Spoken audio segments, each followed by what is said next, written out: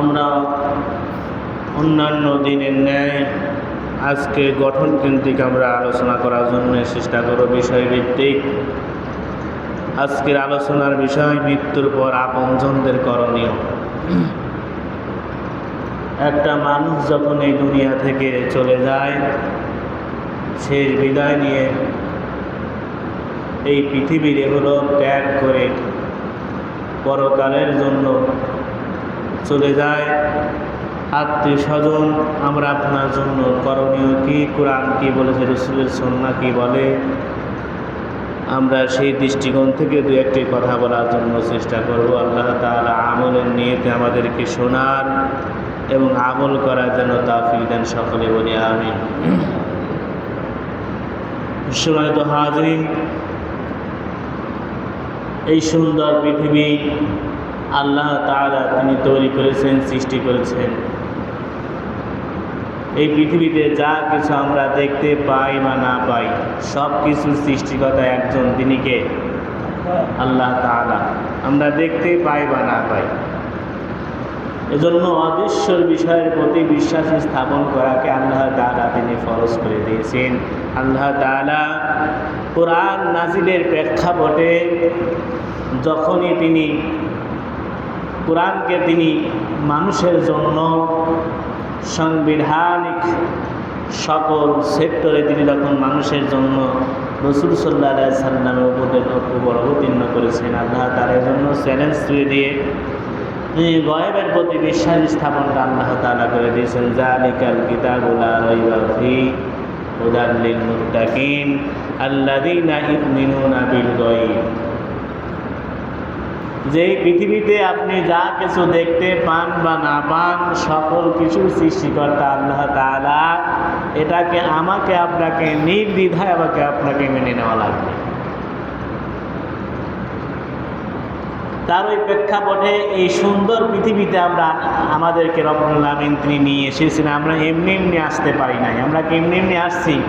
না, আল্লাহ তাআলা তিনি আমাদেরকে নিয়ে এসেছেন, পাঠিয়েছিলেন দুনিয়াতে, তবে আমরা আসতে পেরেছি। যখন এই দুনিয়াতে হলো ত্যাগ করে আমাকে আপনাকে পরকালের জন্য সাব্যস্ত হয়ে যাবে, আমি আপনি এক সেকেন্ড এই পৃথিবীতে থাকতে পারবো না। কথা বলেন ঠিক কিনা? আল্লাহ আমিন সুন্দর এই পৃথিবী সৃষ্টি করে মানব জাতিকে রব্বুল আমিন তিনি বারংবার তিনি মনে করে দিয়েছেন, মানব জাতি শুনে রাখো, দুনিয়াতে আমি আল্লাহ তাআলা কিছু হায়াতে জিন্দেগি দিয়ে তোমাকে দুনিয়াতে আমি আল্লাহ পাঠালাম। মনে রেখো, এই দুনিয়াটা তোমাদের জন্য অনেক সংকীর্ণ একটা পথ। এই দুনিয়াটা কিয়ামতের ময়দান, বদরের মাঠের তুলনায় অনেক পরিমাণ কষ্টসাধ্য। রাসূল বলেন, দুনিয়ার অসকুল খতিয়া, দুনিয়ার বুকে যা কিছু তোমার জন্য ভালোবাসা, যদি আল্লাহ তাআলা না হয়, রাসূলের জন্য যদি না হয়, সব কিছু তোমার জন্য ক্ষতির কারণ।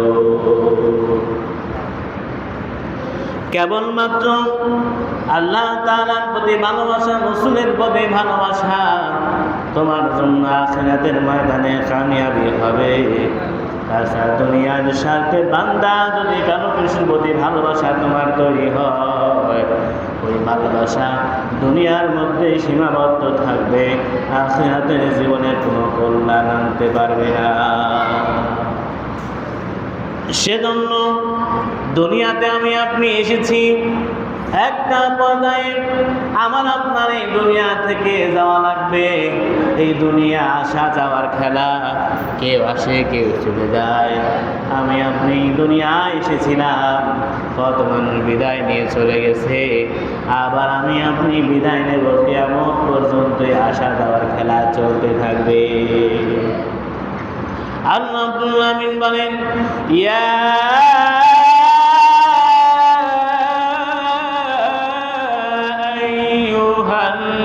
আইয়ুহাল্লাযীনা আমানু তাকুল্লাহা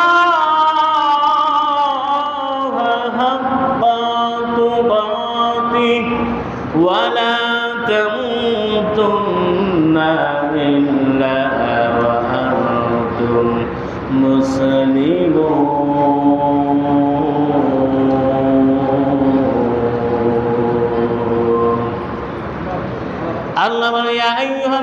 আল্লাযীনা আমানু, ওহে যারা ঈমানের দাবি করো, যারা নিজেদেরকে ঈমানদার বলো, ঈমান মুখে স্বীকার করার কোনো বিষয় নয়, ঈমান দাবি করার কোনো বিষয় নয়। হাক্কা তুকাতিহি, আমি আল্লাহকে ভয় করে চলো, ওয়ালা তামুতুন্না ইল্লা ওয়া আনতুম মুসলিমুন।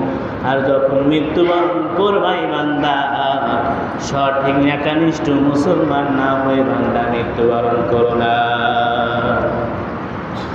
আল্লাহ রাব্বুল আলামিন কোরআন অন্য জায়গায় বলেন, উদখুলু ফিস সিলমি কাফা, বান্দা দুনিয়াতে যখন ইসলামে তুমি প্রবেশ করতে যাও, ঈমানদার পরিপূর্ণভাবে তোমাকে হওয়া লাগবে। ইসলামের কোনো কিছু তুমি মানবে, কোনো কিছু মানবে না। ঈমানদার দাবি করতে চাও না, তুমি মুনাফিক। দুনিয়ার বুকে তোমাকে চলতে হলে ইসলামের কাফাতান পরিপূর্ণভাবে অনুসরণ করা লাগবে। তুমি সমাজ জীবনে ইসলাম মানবে, সামাজিক জীবনে, পারিবারিক জীবনে মানবে, তোমার ইবাদতের সেক্টরে মানবে, তুমি আন্তর্জাতিক পরিমণ্ডলে তুমি ইসলামকে ফলো করবে না, ইসলামে অনুকরণ মানবে না। তোমার রাজনৈতিক জীবন আমি আল্লাহ তাআলা দিয়েছি, ওই রাজনৈতিক জীবনে ইসলামী খেলাফতকে তুমি মানবে না। ওই বান্দা শুনে রাখো, তোমার জন্য এই জীবনে মুসলিম হওয়ার কোনো সুযোগ নাই, তুমি মুনাফিক এবং কাফের। এজন্য সর্ব অবস্থায় আমাকে আপনাকে অনুসরণ করা লাগবে। ইসলামকে পরিপূর্ণভাবে কোনো কিছু বাদ দেওয়া যাবে না, খাম খেলা তামাশা তো করাই যাবে না ইসলামে কোনো বিষয় নিয়ে। কারণ তামাশা যারাই করেছিল ইতিপূর্বে প্রত্যেকেই ক্ষতিগ্রস্ত হয়ে গেছে। আল্লাহ রাব্বুল আলামিন কেবলমাত্র কুরআনের মধ্যে, ইসলামের মধ্যে শিফা এবং রোগ মুক্তি দিয়ে রেখেছেন মুমিনদের জন্য। কাফের যারা হবে, মুনাফিক যারা হবে, আল্লাহ বলেন এদের জন্য কুরআন কোনোভাবে তাদের জন্য কল্যাণ বয়ে আনবে না, বরং কাফের এবং মুনাফিকের জন্য কুরআন সব সময় ক্ষতির কারণ হয়ে দাঁড়াবে। জোরে বলে নাউজুবিল্লাহ। এজন্য এই দুনিয়া আমি আপনাকে আল্লাহ নামের সঠিক মুসলমানের জন্য পাঠিয়েছেন। আমাকে আপনাকে মুসলমান তো হয় লাগবে পরিপূর্ণভাবে। তেমনি ভাবে যখন একজন মুসলমান এই দুনিয়া থেকে বিদায় নিয়ে পরকালের চলার জন্য প্রস্তুতি নিবে, পরকালের জন্য তার সময়টা এসে তার মৃত্যুবরণ যখন করবে, আমার আপনার জন্য দায়িত্ব কি? রব্বুল আমিন বলেন, ইদা আজালুহুম লা ইস্তাখিরুনা সাআতাও ওয়া লা ইস্তাকদিমুন।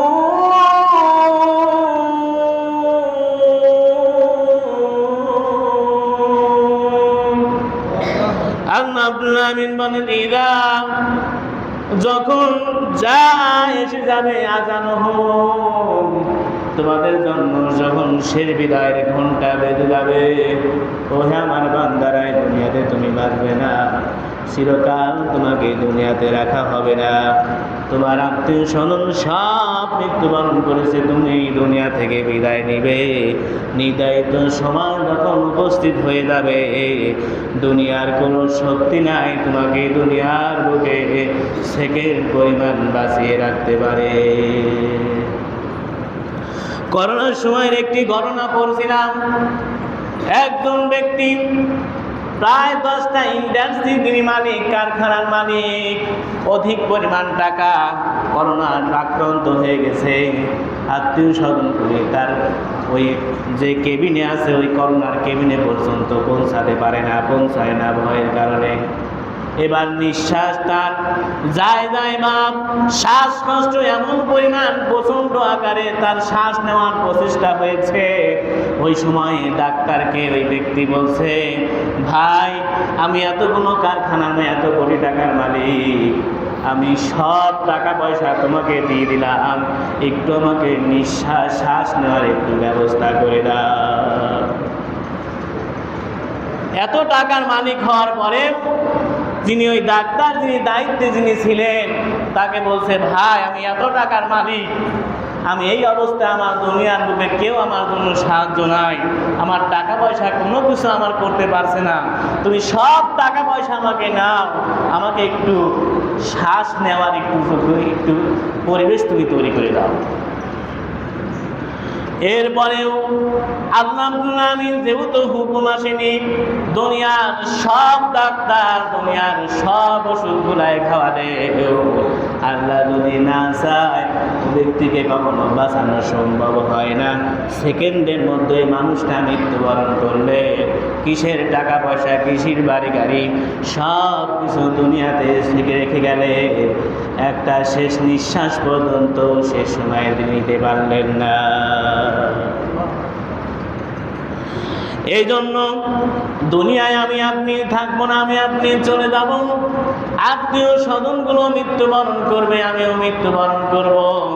আর মৃত্যুবরণ করার পরে যারা মুসলিম হিসেবে দুনিয়ায় সাব্যস্ত হয়ে যাবে, আল্লাহ আমাকে আপনার কিছু দায়িত্ব তিনি দিয়েছেন, রে বান্দা এই দুনিয়ার বুকে মৃত্যুবরণ তো করবা, এমন একটা সময় উপস্থিত হবে তোমার জন্য দুনিয়ার সব মানুষ মিলেও তোমাকে একটা সেকেন্ড পর্যন্ত বাঁচিয়ে রাখা সম্ভব হবে না। আল্লাহ রাব্বুল আলামিন অন্য আয়াতে রাব্বুল আলামিন তিনি সুন্দরভাবে তিনি বলে দিয়েছেন যে এই দুনিয়ার বুকে যখন আল্লাহর কোনো বান্দা দুনিয়ার বুকে মৃত্যুবরণ করবে, আমি আল্লাহ তাআলা তার এই সময়টা আমি আল্লাহ তাআলা নির্ধারণ করে দেই। অকাল মৃত্যু বলতে ইসলামের মধ্যে কোনো কিছু নেই। আমি আপনি যুবক টাটকা বয়সে যখন মৃত্যুবরণ করে কেউ, আমি আপনি বলি ছোট্ট বয়সেই, অল্প বয়সে অকাল বয়সেই এই ভাইটা মৃত্যুবরণ করলো।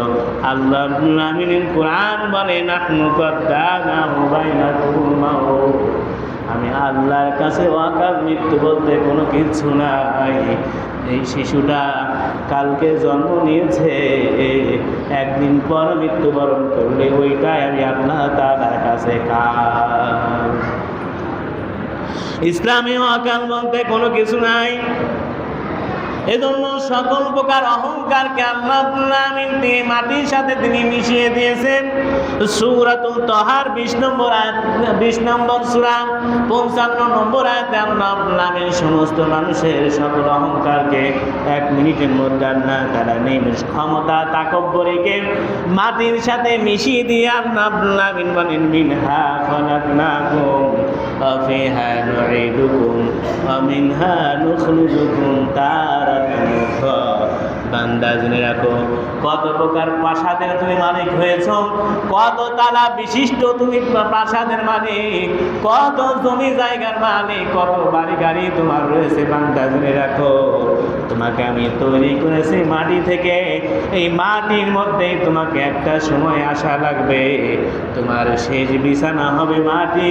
আমি আল্লাহ আবার তোমাকে ওই মাটির মধ্যে থেকে বের করে কিয়ামতের ময়দানে বিচার কাজের জন্য আমি আল্লাহ দণ্ডায়মান করাবো।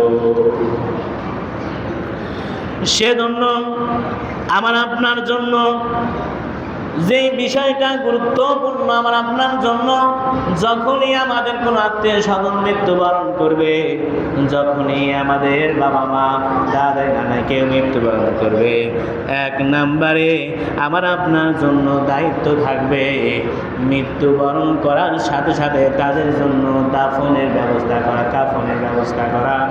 এক কথায় মৃত্যুবরণ করেছে তাড়াতাড়ি তার জন্য বিলম্বিত না করা, তাড়াতাড়ি করা, যাতে করে আল্লাহর ওই বান্দা যদি নেককার হয় আমি আপনি বুঝতে পারি না, কিন্তু আল্লাহর ওই বান্দা জান্নাতে যাওয়ার জন্য তাড়াতাড়ি ছটফট করতে থাকে, আমি আপনি বুঝি না। এজন্য আল্লাহ রাসূল সাল্লাল্লাহু আলাইহি সাল্লাম বলেন, যখন আল্লাহর কোনো বান্দা মৃত্যুবরণ করবে তার জন্য তাড়াতাড়ি দাফন এবং কাফনের ব্যবস্থা করে সে বিদায় দেওয়া লাগবে। রাসূল সাল্লাল্লাহু আলাইহি সাল্লামের হাদিস, নবীজি বলেন উসরিউ বিল জানাজা ফাইন তাকু সালিহাতান ফাখাইরুন তুকদ্দিমুনাহা ইলাইহি ওয়া ইয়াকু সিওয়া যালিকা ফাসাউতাদউনাহু আন রিকাবিকুম। নবীজি বলেন তোমরা মৃত ব্যক্তির জানাজা, দাফন ইত্যাদি দ্রুত করবে।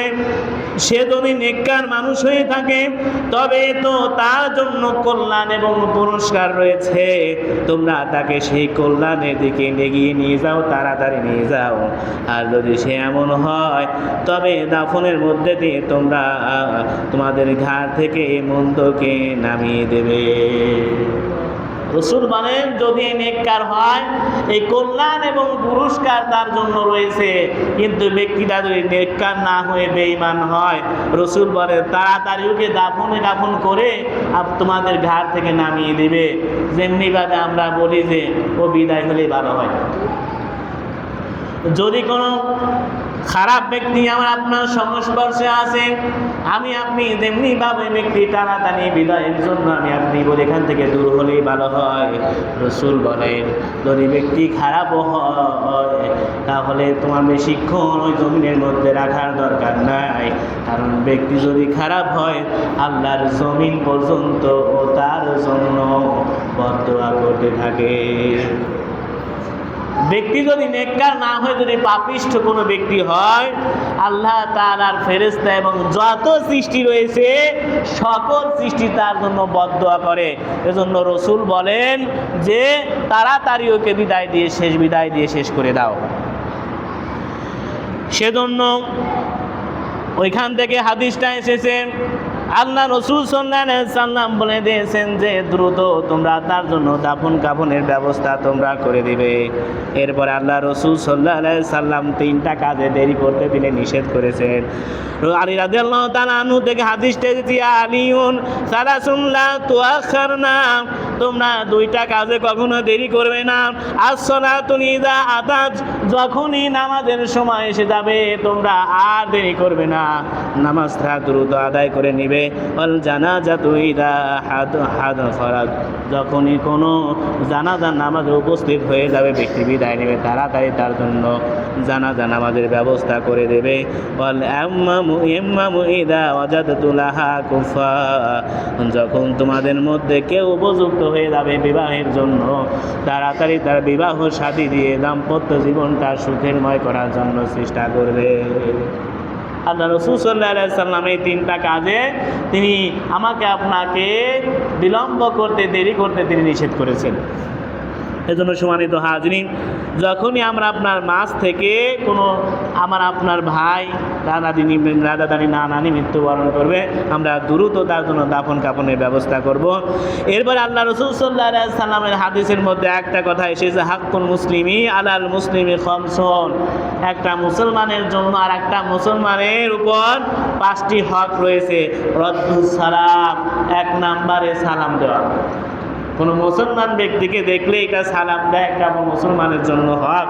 এরপর রাসূল সাল্লাল্লাহু আলাইহি সাল্লাম বলেছেন ওয়া ইয়াদাতুল মারিদ, যখন কোনো ব্যক্তি রোগে অসুস্থতা যাপন করবে তাকে দেখতে যাওয়া আমি মুসলমানের জন্য আমি আল্লাহ অধিকার করে দিলাম। এরপরে আল্লাহ রাসূল সাল্লাল্লাহু আলাইহি সাল্লাম বলেন ওয়াত্তাবাউজ জানাইজ, যখনই কেউ মৃত্যুবরণ করবে তা জানাজা নামাজে শরীক হয়ে যাবে, এটা তার জন্য অধিকার।